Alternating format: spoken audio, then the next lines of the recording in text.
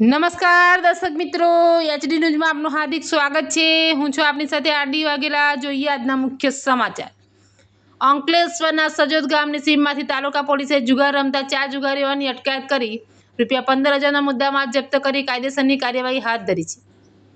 અંકલેશ્વરના સજોદ ગામની સીમમાં આંબલા ખાડી કિનારે બાવળના ઝાડ નીચે જુગાર રમાઈ રહ્યો હોવાની બાતમી મળી હતી।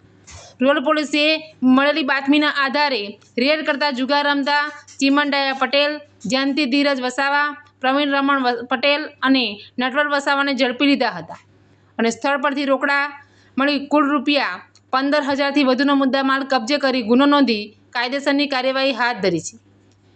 એચડી ન્યૂઝ સાથે રિપોર્ટ જયેશ પ્રજાપતિ, અંકલેશ્વર।